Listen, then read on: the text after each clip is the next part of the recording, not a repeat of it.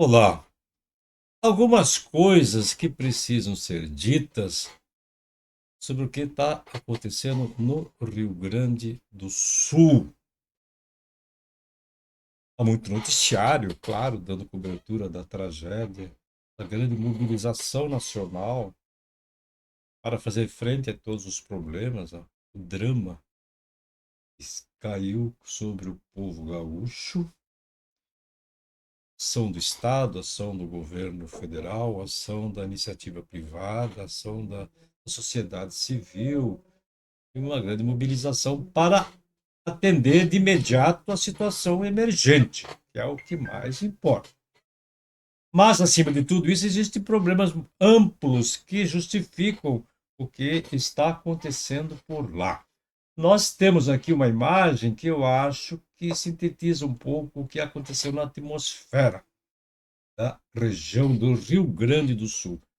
Um verdadeiro. Lá aconteceu um verdadeiro dilúvio, mal comparando, dilúvio, em que havia um verdadeiro um mar gasoso que de repente se precipitou sobre a grande Porto Alegre e o Rio Grande do Sul como um todo. Se precipitou por uma série de fenômenos da natureza, que o mundo está em transformação, a Terra está em mudança. Então, é aquele fenômeno, El Niño, não dá para a gente esquecer El Niño, quer dizer, contornar o problema do El Niño, o problema da vaporização excessa, forma que muitas nuvens, os ventos trazem as nuvens em direção ao sul.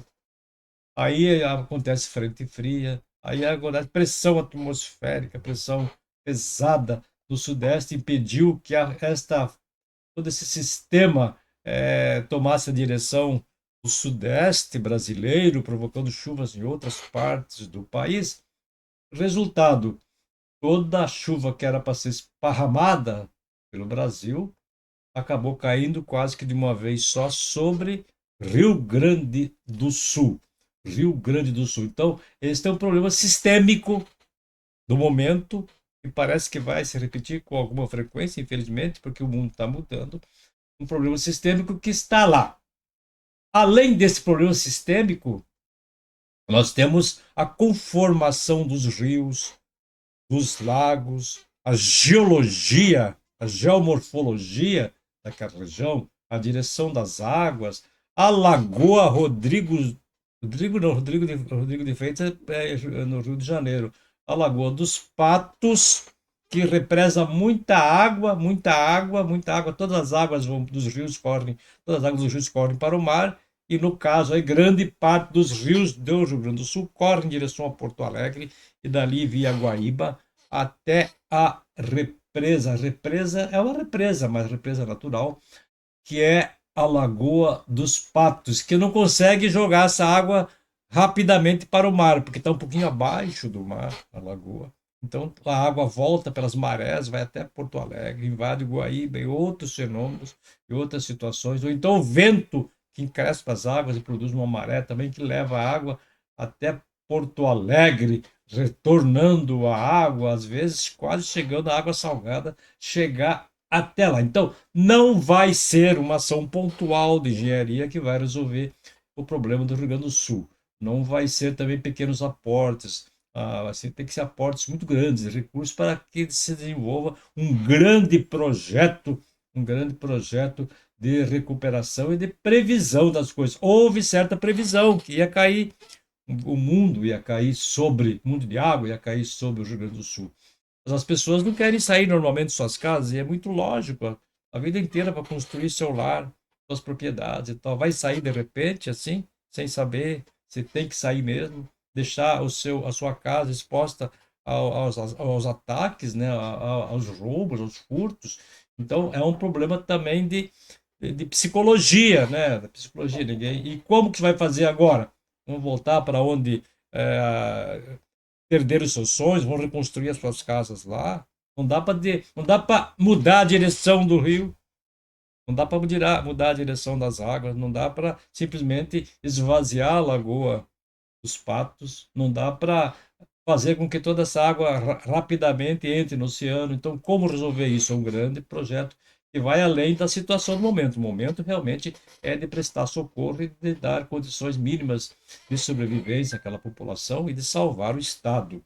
Eu tenho uma foto aqui, uma foto que eu quero comentar algumas coisas em cima do mapa do Rio Grande do Sul. Olha, a gente tem aqui o mapa, vou ver se eu consigo reduzir. Vamos lá, vamos lá. Tá aqui. Porto Alegre, Porto Alegre. Aqui nós temos o lago, né? O lago do Guaíba, que se forma, mas eu vou voltar a falar sobre isso depois. E aqui é o Lago do Guaíba. O Rio Guaíba, que é um lago, na verdade, que aqui se forma uma lagoa, na verdade, um lago, antes de chegar na Lagoa dos Patos. E essa mancha enorme de azul, eu vou reduzir um pouco para poder caber na tela.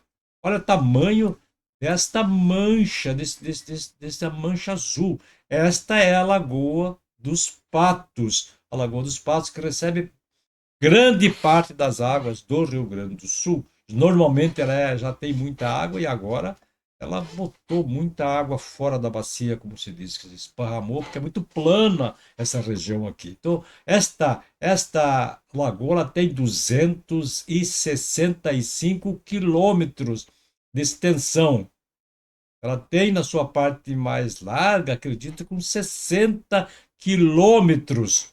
Ela banha muitos municípios que vivem em função da lagoa também. Aqui nós temos o que se chama de uma península, que é essa faixa enorme de terra que une, vai desde o começo da lagoa até o fim da lagoa, uma península que impede que as águas da lagoa entrem para o mar. Ela só vai entrar pelo mar água lá no Rio Grande, na ponta sul do estado, na ponta sul do Rio Grande tem um canal para a passagem das embarcações, histórico local. E aqui, por aqui entra água salgada nas marés. A água salgada vem em direção aqui, vem e contamina, entre aspas, a lagoa dos Patos, e às vezes a água chega salgada, chega até perto de Porto Alegre, pelas marés e dos ventos e tudo mais. Então, como tirar essa água daqui? Muito difícil tirar, criar novos canais. Isso que lembra um pouquinho a Holanda, né, dos Países Baixos e tal. Lá na Holanda eles fizeram muitos canais com engenharia avançada, bombeamento de água, eclusa para os navios irem, passarem por aqui. Então, é um problema muito complicado. Então, quantas faixas de Gaza será que caberiam nessa península aqui enorme e tal? Então, nós temos aqui mostrada a situação macro, a situação estrutural do Rio Grande do Sul. E vamos lembrar o seguinte, que esta Lagoa dos Patos, ela se une, de certa maneira, à Lagoa Mirim. Antigamente, quer dizer, isso quando da formação da terra e tudo, muito antigamente, quer dizer, essas duas porções de água era uma coisa só. Depois se separaram, mas ficou aqui um canal, há um canal natural que une os dois conteúdos de água, né? Um canal que chama-se o canal de São, esqueci o nome agora, canal de São Gonçalo, que é um canal que tem perto de 200 metros de largura e que une essas duas lagoas, as duas porções. Quer dizer, quando está muito cheio aqui, a água corre pelo canal em direção à Lagoa Mirim. Quando está mais cheio aqui, a água corre no sentido contrário.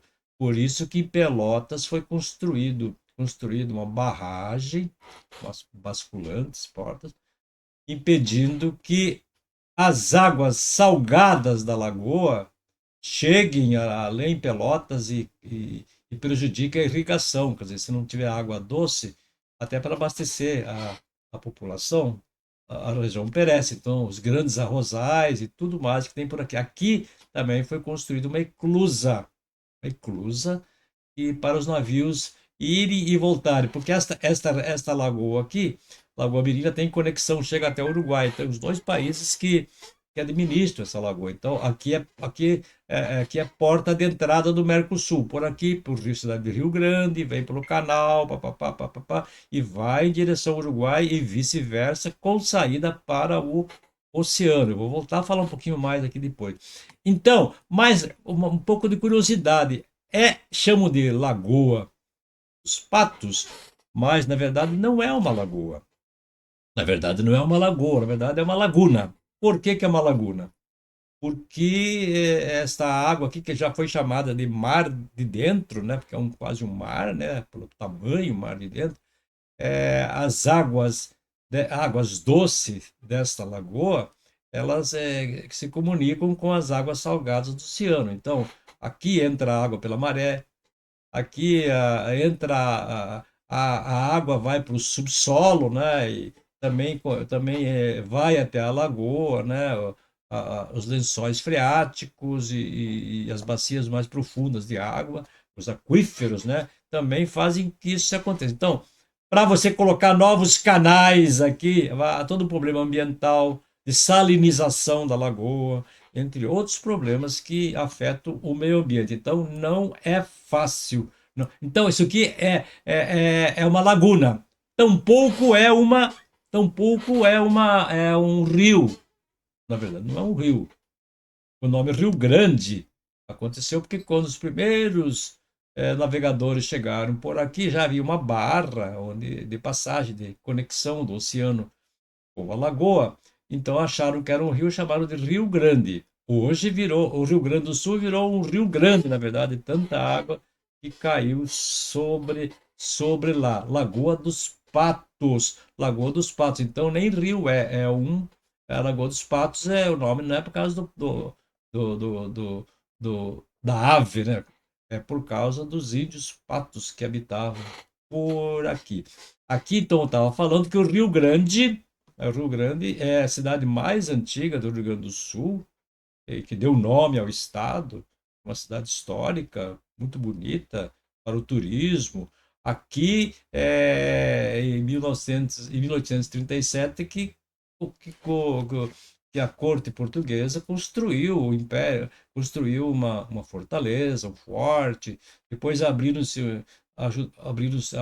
melhoraram o canal e tal. Então, aqui também foi na época em que Portugal e Espanha disputavam quem era dono. Na Guerra dos Farrapos, o canal de Pelotas, o canal São Lourenço, o canal São Gonçalo, aliás, ele era quase que uma linha divisória entre aquilo que era do Império e aquilo que se pretendia separar para a República dos Farrapos, a Guerra dos Farrapos. Tem muita história. Aqui em 1911, 15, por aí foi inaugurado duas barragens, não é bem barragem, dois muros altos, que é chamado moles, que são quebra-mares, dois quebra-mares. O que é quebra-mar?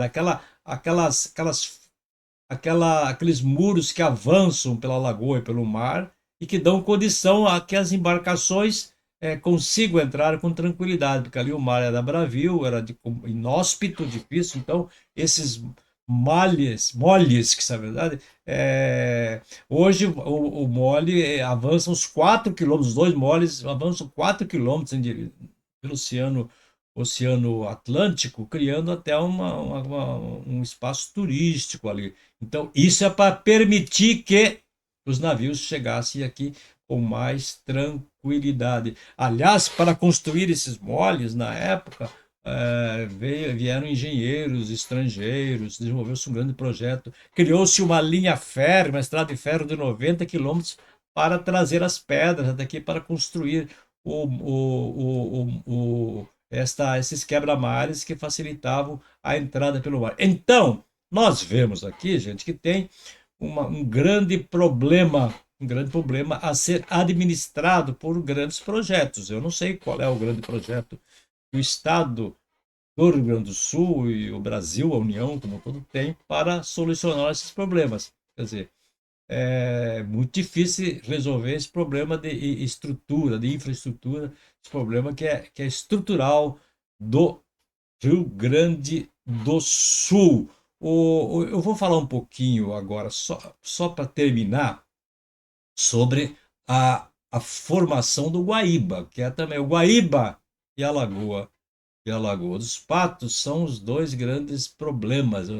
Por isso que eu falo que essa lagoa aqui, de certa maneira, era amaldiçoada, que ao mesmo tempo ela é uma bênção de água para o sul, ao mesmo tempo é uma maldição na medida em que quando ela transborda, e aqui é tudo muito plano, a lagoa fica um pouco mais baixa do que o nível do mar. Então, quando enche aqui, todas essas águas que vêm, aqui passa o Taquari, que desemboca em outro rio, perto de Porto Alegre, desemboca no rio Jacuí. Quer dizer, o rio Jacuí, que já recebe o rio Taquari, passa por aqui, a Taquari, o rio dos Sinos, o rio Caí e o Gravataí, então formam aqui perto de Porto Alegre um verdadeiro estuário de vários rios que se juntam. Então, Guaíba, em linguagem tupi, língua tupi-guarani, significa união, junção das águas. Então, o Guaíba não é propriamente um rio, porque ele não tem nascente própria. Ele é formado por vários rios que chegam aqui em Porto Alegre, perto de Porto Alegre, e formam este grande volume de água que tem no Gravataí, vamos dizer assim, o canal onde as águas mais profundas correm em direção à lagoa. E aqui se espalha, a Guaíba se espalha, formando um verdadeiro lago, chamamos de lago aqui, um lago que dá até de 20 quilômetros de largura. E aqui do lago até a Lagoa dos Patos, são aproximadamente 50 quilômetros. E aí, então, quando enche muito aqui, a água não vem para cá e volta para cá e vai. Aí todo o problema de enchente em Porto Alegre, que não dá conta de fazer o controle das águas por uma razão estrutural e razão sistêmica do excesso de chuvas agora. Não dá para parar de chover, não dá para desviar os rios, não dá para mudar a lagoa de lugar. Isso é um problema estrutural. Tem que amenizar, criar projetos, a inteligência humana para enfrentar a lógica da natureza, que ela não tem a mesma lógica humana. Ela segue, a água segue por onde ela quer. Onde tem espaço, a água segue. Eu só vou mostrar, para terminar, aqui uma imagem que eu falei dos moles, que são essas quebra-mares que existem aqui. Aqui temos umas imagens. O quebra-mar é aqui, ó, tá vendo? Aqui tem dois quebra-mares, ó, aqui para formar o canal para os navios entrarem e saírem. Esta linha aqui, esta linha férrea aqui, foi usada para levar montanhas e montanhas de pedra para formar os dois quebra-mares, isso lá em 1911. Hoje corre aqui umas vagonetas que são movidas a vela, que é turismo para quem mora ali na região do Rio Grande, que é uma cidade, um porto muito importante do Brasil e do Rio Grande do Sul, então virou um ponto turístico. Agora, se em 1911, por aí, o Brasil conseguiu, o Rio Grande do Sul conseguiu construir esses molhes que são considerados talvez a maior obra de engenharia oceânica do mundo. Se na época conseguiram fazer isso, por que não hoje em dia, então, desenvolver um projeto ainda mais avançado para contornar os problemas da Lagoa dos Patos e todos os outros problemas que estão ali provocados pelo excesso de água pelas grandes chuvas. Então, além do problema imediato, que é salvar o Estado, dar o mínimo de dignidade de vida à população, socorrer a economia do Estado e tudo mais, sobra esse problemão que é encontrar uma solução pela engenharia, pelo conhecimento, pela expertise internacional em obras de engenharia, para ou abreviar ou resolver esse problema muito maior do Rio Grande do Sul. É o Marvadão apresentando alguns fatos a mais estruturais para que a gente consiga entender que o problema do Rio Grande do Sul vai além desse problema imediato, que é de socorro à população e ao Estado. É um problema nacional, um problema estadual. Talvez o Estado precise, inclusive, criar algum tipo de contribuição das grandes fortunas de lá, porque é um estado rico em empresas, em agropecuária, industrialização, então é um estado com muito potencial. O estado endividado, muito endividado junto à União, 104 bilhões em dívidas fiscais que estão sendo contestadas, obrigado. Agora houve uma interrupção da cobrança, inclusive de juros, para viabilizar recursos para o Sul. Mas é um problema muito complicado para resolver e não vai ser aqui que a gente vai encontrar a solução. Eu estou apenas expondo os fatos para que a gente tenha uma visão macro do que está acontecendo por lá. É o Marvadão esclarecendo, comentando, apresentando novos fatos. Eu sou um curioso sobre isso e gosto de compartilhar com vocês. Tá bom? Obrigado, curtam o Marvadão, compartilhem o canal do Marvadão, Marvadão Play, e se inscrevam no canal do Marvadão. Então,